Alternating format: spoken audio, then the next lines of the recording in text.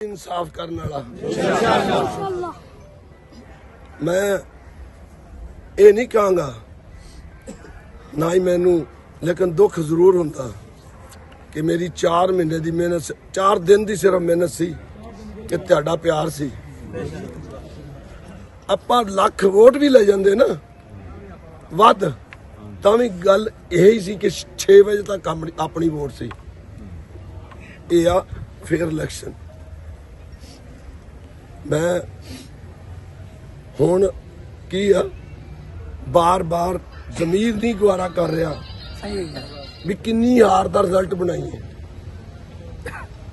बार बार अद्धा घंटा हुण फिर आखिरी फिर अद्धा घंटा मैं कहा लानत भेज, मैं तेरे अद्धे घंटे नूं नहीं मानदा। जा जो मर्जी फैसला कर दे।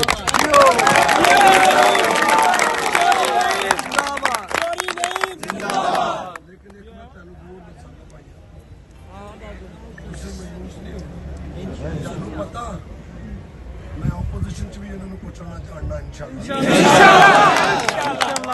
सिर्फ मैं तरक्याती कम नहीं दे सकता, फैसला अंदर उन्होंने नहीं चाहिए। चोरी तरक्याती चोरी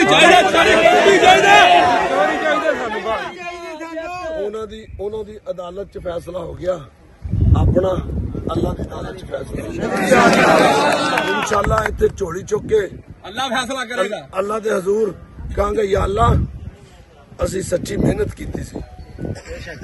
इन्होंने एक कलम की मार तो यजीद की तरह हजरत इमाम हुसैन ने वोट नहीं सी दिता, यजीद नूं नहीं सी मन्निया ते शहादत का रुतबा पा गया। इंशाअल्लाह असी उस लिस्ट जावांगे। असी यजीद की बैत नहीं करांगे। बस मेरा यही है कि इन्होंने आप फैसला कर लिया। उन्होंने जमीर नहीं गवारा कर रहा भी की करिए यार।